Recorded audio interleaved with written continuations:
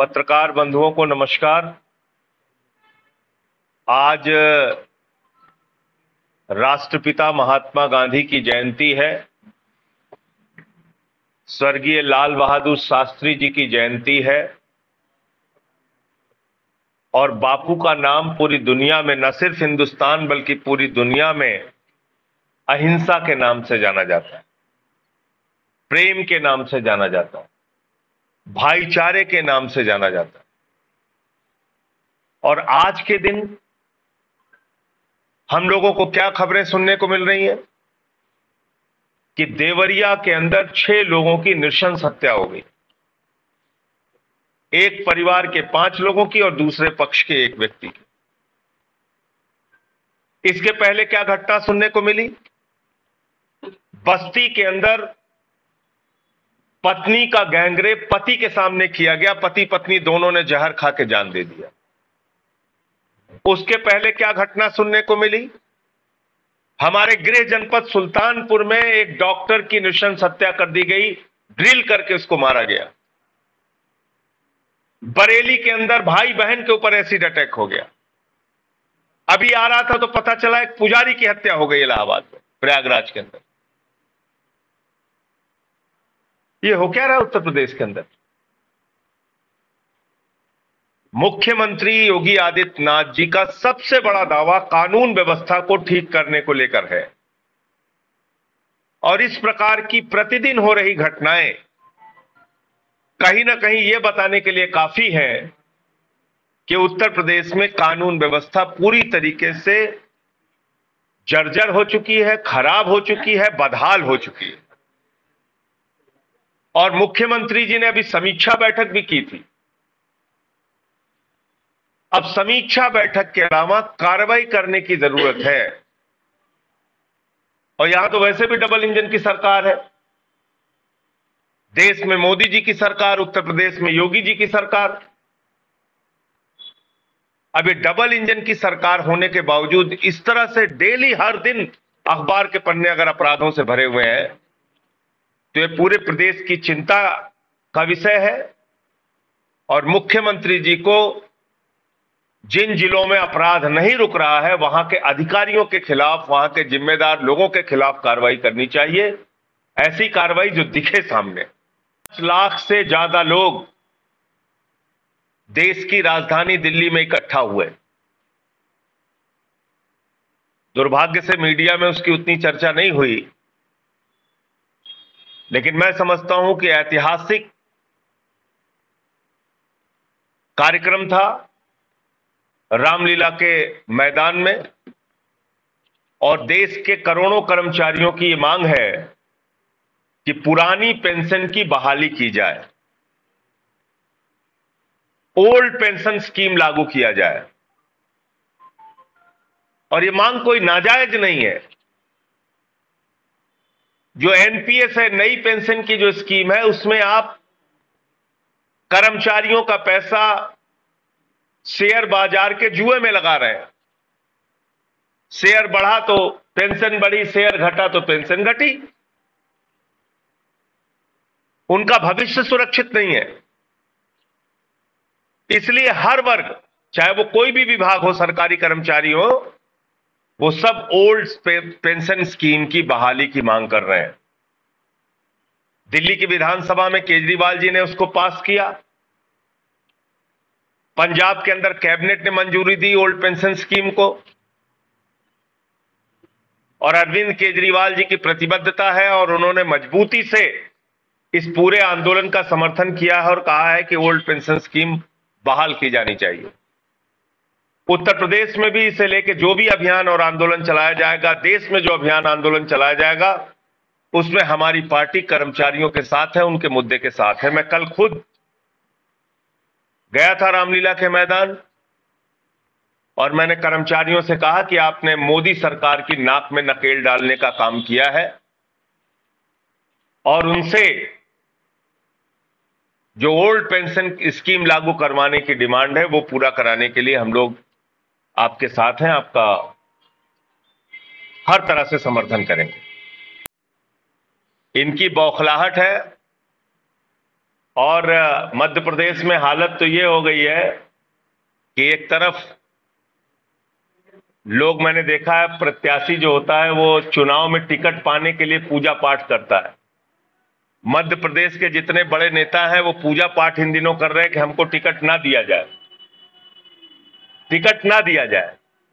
इसका मतलब बीजेपी चुनाव लड़ने से पहले ही चुनाव हार चुकी है। वहां पे नेता मैदान छोड़ छोड़ के भाग रहे हैं, कोई चुनाव लड़ने के लिए तैयार नहीं। बड़े नेताओं को जिनके टिकट दिया जा रहा है वो बेचारे रो रहे हैं, खुशी नहीं आ रही उनके चेहरे पे। वो कह रहे हैं हमें कहां फंसा दिया है हारने के लिए। तो ये कहीं ना कहीं विदाई समारोह की शुरुआत है। मध्य प्रदेश, छत्तीसगढ़, राजस्थान के चुनाव से इसकी शुरुआत हो जाएगी और 24 में मोदी जी की, बीजेपी की सरकार की विदाई होगी।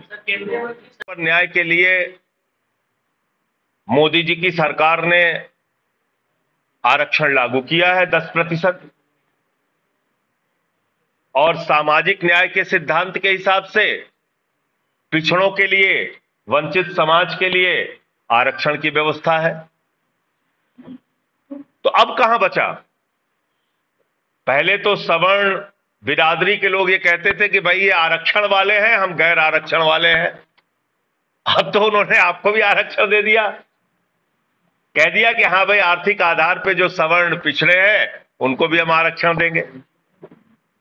तो फिर न्याय की बात अगर आप कर रहे हैं तो न्याय के लिए जरूरी यह है कि जाति जनगणना हो, पता चले किसकी कितनी संख्या है, पिछड़ों की कितनी है, अनुसूचित जाति की कितनी है, अनुसूचित जनजाति की कितनी है, अपर कास्ट की कितनी है, सवर्णों की कितनी है। ये जानकारी ले लेने में बुराई क्या है? अच्छा, अगर ऐसा नहीं है तो आप पिछड़े और ओबीसी और अनुसूचित जाति जनजाति के लिए जो स्कीम चला रहे हैं सरकार की ओर से, उसमें न्याय कैसे हो पाएगा? अल्पसंख्यक समुदाय के लिए जो सरकार नीतियां चला रही है उस पर न्याय कैसे हो पाएगा? और ये मैं नहीं कह रहा हूं कि खाली गैर भाजपा सरकारें चला रही हैं, भाजपा सरकारें भी चला रही हैं अल्पसंख्यकों के लिए, पिछड़ों के लिए, अनुसूचित जाति के लिए, जनजाति के लिए। तो उस स्कीम में न्याय कैसे हो पाएगा?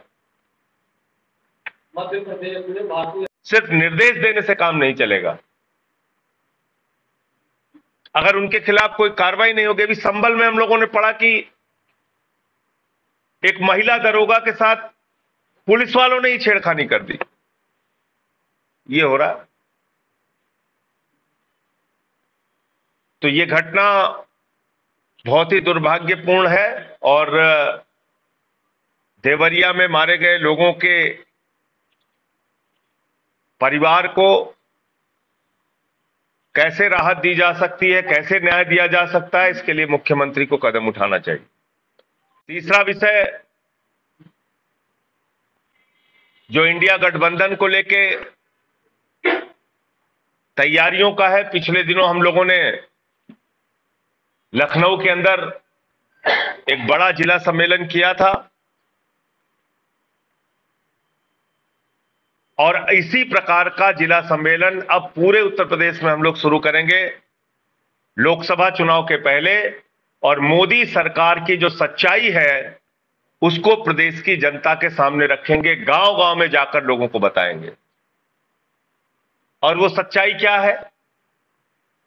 2 करोड़ नौकरियों का वादा नौजवानों से किया, 18 करोड़ नौकरियां 9 साल में मिलनी थी, वादा झूठा निकला।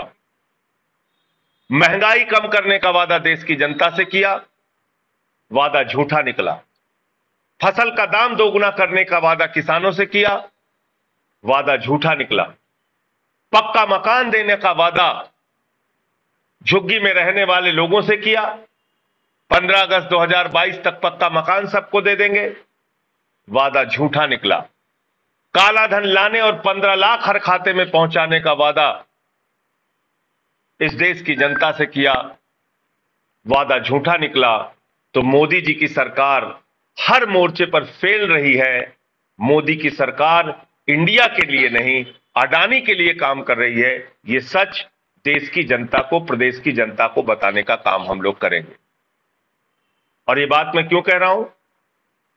आकाश में चले जाइए तो हवाई जहाज अडानी का, जमीन पे आ जाइए तो एयरपोर्ट अडानी का, समुद्र में चले जाइए तो सी पोर्ट अडानी का, पाताल में चले जाइए तो कोयला अडानी का, गैस अडानी का, बिजली अडानी की, पानी अडानी का, सड़क अडानी की, रेल अडानी का, सेल अडानी का, खेल अडानी का, तेल अडानी का, सब कुछ अडानी को दे दिया। सीमेंट अडानी का, स्टील अडानी का, सब कुछ अडानी को दे दिया। 2.5 लाख करोड़ रुपए का कर्जा दे दिया। तो इस देश के नौजवानों को मोदी जी से यह पूछना पड़ेगा, इस देश के किसानों को मोदी जी से यह पूछना पड़ेगा, इस देश के आम आदमी को मोदी जी से यह पूछना पड़ेगा कि आपको वोट तो हमने दिया, आप इंडिया के प्रधानमंत्री हो या अडानी के प्रधानमंत्री हो? आप एक आदमी के लिए काम कर रहे हैं।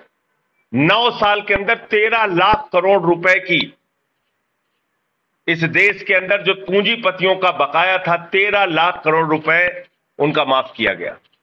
6 लाख करोड़ रुपए का बैंक फ्रॉड हुआ। मेहुल चौकसी से लेकर तमाम नरेंद्र मोदी जी के करीबी, चाहे ललित मोदी हो, चाहे नितिन संदेशरा हो, चाहे विजय माल्या हो, वो सब आज विदेशों में बैठ के भारत की व्यवस्था को चिढ़ा रहे हैं।